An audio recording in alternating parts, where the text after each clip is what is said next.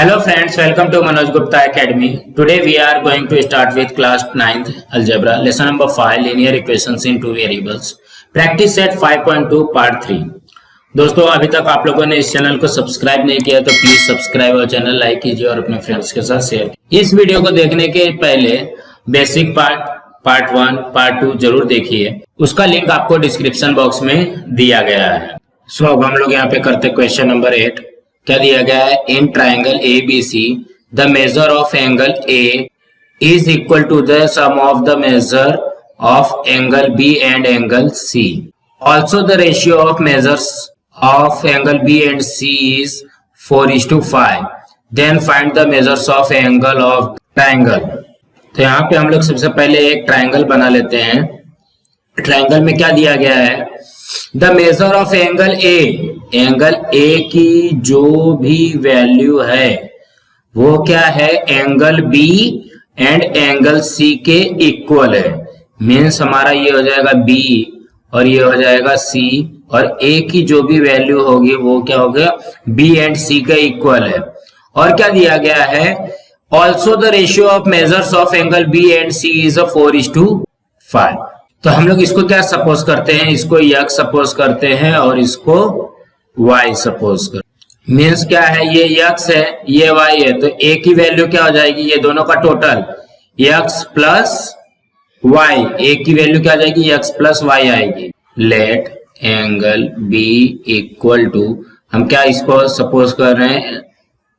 x degree, and angle C equal to y degree from the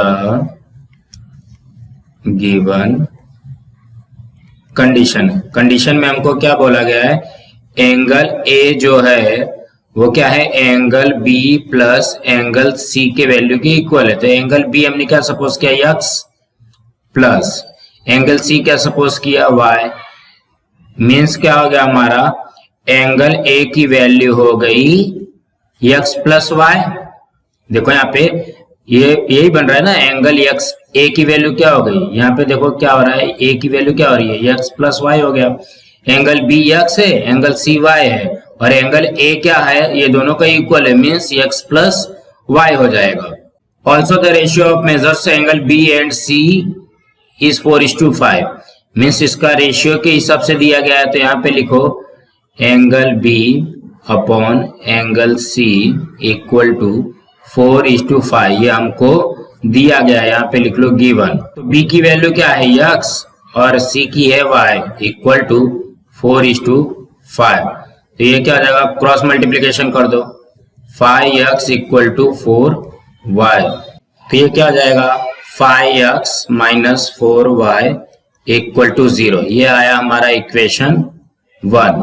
अब यहाँ पे देखो एक चीज हम लोग और लिखते हैं, the sum of the angles of triangle is 180 degree. ये हमने क्यों लिखा मालूम है? क्योंकि ये हमको सिर्फ एक ही कंडीशन दिया गया है यहाँ पे। अब हमको सेकंड कंडीशन अपने से निकालना है। तो देखो the sum of angles of triangle is 180 degree. ये जो एंगल्स होते हैं इसका टोटल कितना होता है? 180 डिग्री होता है। तो हम लोग इसको क्या लिख सकते हैं? Angle A plus angle B plus angle C equal to 180 degree. So that angle A कितना है? x plus y। ठीक है, देखो यहाँ पे एंगल A है x plus y, angle B x, angle C y equal to 180 degree. So that ये हो जाएगा 2x plus 2y equal to 180 degree. अब यहाँ पे देखो ये 2 है, तो हम लोग क्या करेंगे? इसको 2 से डिवाइड कर दो। Dividing by 2। अब 2 से इसको डिवाइड करोगे तो क्या हो जाएगा? x plus y equal to 90 degree.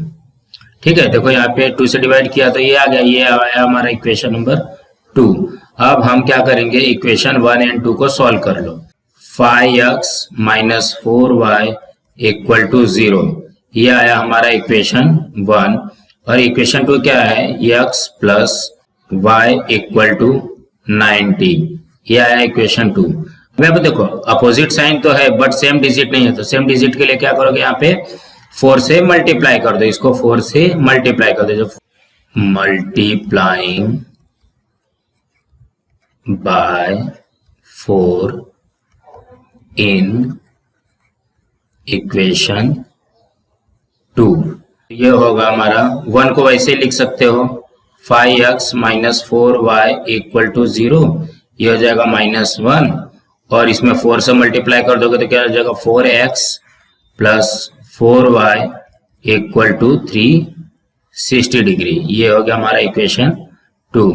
अब यहाँ पे इसको क्या करोगे, ऐड करोगे, तो ऐड करने के बाद में कैंसिल हो जाएगा और यहाँ पे बचेगा 9x इक्वल टू 360 डिग्री। तो यहाँ पे लिखो 9x equal to 360, so that x की वैल्यू क्या हो जाएगी 360, मल्टीप्लाई हो रहा है तो डिवाइड हो जाएगा, तो ये हो जाएगा 40, सो दैट x की वैल्यू आई हमारी 40 degree. Put x equal to 40 in equation 2।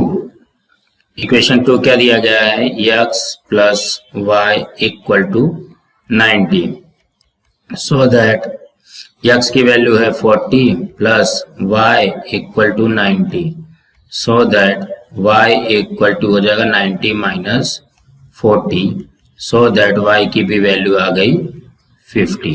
अब यहाँ पे क्या पूछा गया है, then find the measures of angle of a triangle, means हमको एंगल ए निकालना है, एंगल बी निकालना है एंड एंगल सी निकालना है। तो देखो एंगल बी हमने क्या सपोज किया था x, तो x की वैल्यू कितनी आई है 40 डिग्री, एंगल सी y ये 50 डिग्री है, और एंगल ए क्या था x प्लस y, तो x कितना है 40 प्लस y है 50 इक्वल टू 90 डिग्री। अब हम लोग करते हैं क्वेश्चन नंबर 9। क्वेश्चन नंबर 9 में क्या दिया है, divide a rope of length 560 centimetre into 2 parts, means 560 centimetre का एक रोप है, एक रस्सी है, उसको 2 पार्ट्स में डिवाइड किया गया है, such that twice the length of the smaller part is equal to the 1/3 of the larger part. Means 2 part है तो स्मॉलर पार्ट का ट्वाइस करने पे और लार्जर पार्ट का 1/3 करने पे इक्वल आता है। Then find the length of the larger part, हमको लार्जर पार्ट निकालना है। ये पूरी की पूरी एक रस्सी है, एक रोप है, कितना 560 सेंटीमीटर का, इसके 2 पार्ट्स किए, एक स्मॉलर पार्ट किया और एक लार्जर पार्ट किया। तो स्मॉलर पार्ट को x सपोज कर लो और लार्जर पार्ट को y। अब क्या बोला गया है, ये दोनों का टोटल जो है 560 है, ठीक है, x प्लस वाई, देखो ये स्मॉलर पार्ट का लेंथ कितना हो गया x, लार्जर पार्ट का y, तो x plus y equal to 560, ये तो फर्स्ट कंडीशन में आ जाएगा। सेकंड कंडीशन क्या बोलता है, twice the length of smaller part, smaller part का ट्वाइस मीन्स 2 इंटू x, ठीक है, और क्या है is equal to the 1/3 of a larger part, और इसका 1/3 करने पे ये दोनों इक्वल आता है। अब हम लोग यहाँ पे लिखते हैं इसको, क्या लिखोगे, let the length of a smaller part, smaller part का लेंथ हमने क्या सपोज किया x, and the length of a larger part, larger part का y, इसको सेंटीमीटर में लिख लो क्योंकि हमको सेंटीमीटर में दिया। तो क्या होगा, from the first condition, first condition क्या बोलता है, दोनों का टोटल कितना है 560 सेंटीमीटर है, मीन्स क्या हो जाएगा x plus y equal to 560 centimetre, ये आ गया इक्वेशन 1। देखो smaller part plus larger part, ये दोनों का एक टोटल हो गया 560 सेंटीमीटर। अब फ्रॉम द सेकेंड कंडीशन, यहाँ पे देखो सेकेंड कंडीशन में क्या बोल रहा है, twice the length of smaller part. तो यहाँ पे लिखो twice the length of smaller part equal to, देखो यहाँ पे क्या लिखा है, twice the smaller part is equal to one third of larger part. यही दिया गया है, देखो twice the length of smaller part is equal to one third of a larger part. तो यहाँ पे twice the length of smaller part क्या है, यक्स इक्वल टू, देखो यहाँ पे मैंने ट्वाइस कर दिया, 2 इंटू एक्स कर दिया, और ये हो जाएगा 1/3 इंटू वाई, सो दैट ये हो जाएगा 2x equal to y one जा वाई अपॉन 3 हो जाएगा। तो हम क्या कर सकते हैं, ये 3 से डिवाइड हो रहा है, यहाँ पे जाएगा तो क्या हो जाएगा, मल्टीप्लाई होगा इक्वल टू वाई, ये हो गया 6x इक्वल टू वाई। तो अब यहाँ पे देखो 6x इक्वल टू वाई है, तो हम लोग इसको सब्स्टिट्यूटिंग मेथड से भी कर सकते हैं। Put y equal to 6x in equation 1।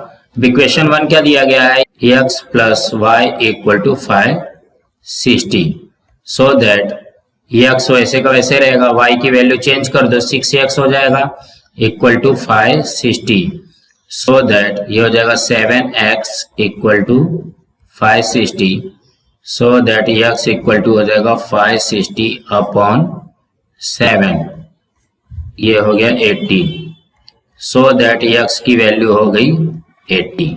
अब क्या करो, put x equal to 80 in equation 1, ये हो जाएगा x plus y equal to 560, so that x की वैल्यू कितनी आई है, 80 plus y equal to 560, so that y equal to हो जाएगा 560 माइनस 80, सो दैट y की वैल्यू हो जाएगी 480। अब हमको क्वेश्चन में क्या पूछा है, find the length of the larger part. तो यहाँ पे आंसर लिखो, the length of the larger part. Larger part क्या है हमारा, y है, तो लार्जर पार्ट कितना, y की वैल्यू कितना है, 480 सेंटीमीटर। इसी तरीके से करना था। अब हम लोग क्वेश्चन नंबर 10 करते हैं। In a competitive examination there were 60 questions, means एक कॉम्पिटेटिव एग्जाम है, वहां पे 60 क्वेश्चंस दिए गए हैं। The correct answer would carry 2 marks, means correct answer के लिए 2 मार्क्स मिलेगा, and for incorrect answer 1 mark would be subtracted. Correct answer के लिए 2 मार्क्स मिलेगा और इनकरेक्ट आंसर के लिए 1 मार्क्स कम हो जाएंगे, सब्ट्रैक्ट हो जाएगा। Yashwant had attempt all the questions, Yashwant ने पूरे 60 के 60 क्वेश्चंस अटेम्प्ट किए हैं और he got total 90 मार्क्स, और उसको कितने मार्क्स मिले, टोटल 90 मार्क्स मिले हैं। then how many questions he got wrong, और उसके कितने क्वेश्चंस रॉन्ग हुए हैं, ये हमको निकालना है। तो यहाँ पे देखो एक कॉम्पिटेटिव एग्जाम है और उसमें से 2 मार्क्स जो है करेक्ट आंसर के लिए है, 1 मार्क्स जो है कम हो जाएगा, 1 मार्क्स लेस हो जाएगा इनकरेक्ट आंसर के लिए। तो उसको टोटल मार्क्स कितना मिला है, 90 मिला है, और उसके कितने क्वेश्चंस रॉन्ग हुए हैं वो हमको निकालना है। तो यहाँ पे लिखो, suppose Yashwant got correct answer क्या, X, and he got incorrect answer, इसके लिए y। हमारे फर्स्ट कंडीशन में क्या बोल रहा है, उसको टोटल उसने कितना क्वेश्चन किया है, तो यहाँ पे लिखो from the first condition. First condition में उसने कितना क्वेश्चन किया है, तो जितना भी क्वेश्चन किया रहेगा वो x प्लस वाई होगा। 60 क्वेश्चन उसने किया, देखो 60 क्वेश्चन किया है। अब सेकंड कंडीशन में क्या बोल रहा है कि 2 मार्क्स जो है करेक्ट आंसर के लिए है। यहाँ पे लिखो फॉर करेक्ट आंसर 2 मार्क्स मिलेगा तो ये हो जाएगा 2x, और for incorrect answer, incorrect answer के लिए कितना मिलेगा -y। देखो इनकरेक्ट के लिए y है तो यहाँ पे माइनस हो जाएगा ना, इसका एक माइनस हो रहा है तो यहाँ पे -y आएगा। तो यहाँ पे लिखो from second condition. Second condition में क्या आएगा, तो ये देखो ये करेक्ट के लिए है 2x मार्क्स मिला, इनकरेक्ट के लिए -y मार्क्स मिला, और टोटल मार्क्स कितना मिला है उसको 90 मिला है। ठीक है, तो जब 90 मिला है तो ये हो जाएगा इसका इक्वेशन नंबर 2, और ये हो जाएगा इनका इक्वेशन नंबर 1। अब इसी को सॉल्व कर लो, x plus y equal to 60 equation 1, और ये हो जाएगा 2x minus y equal to 90 equation number 2। अब यहाँ पे देखो ये क्या हो जाएगा, हमारा ऐड हो जाएगा, अपोजिट साइन भी है और सेम डिजिट भी है, कैंसिल हो गया। 3x equal to 150, 3x equal to 150, so that x equal to हो जाएगा 150 अपॉन 3, x क्या हो गया उसका 50 हो गया, सो दैट x की वैल्यू आ गई हमारी 50 मार्क्स। अब put x equal to 50 in equation 1, यह जाएगा x plus y equal to 60, so that x की वैल्यू हो गई 50 plus y equal to 60, y equal to हो जाएगा 60 minus 50, so that y equal to हो गया 10। पूछा then how many questions he got wrong, तो यहाँ पे लिखो आंसर में यशवंत गॉट, तो देखो इसमें कितना y है, y की वैल्यू 10 है, तो 10 रॉन्ग आंसर।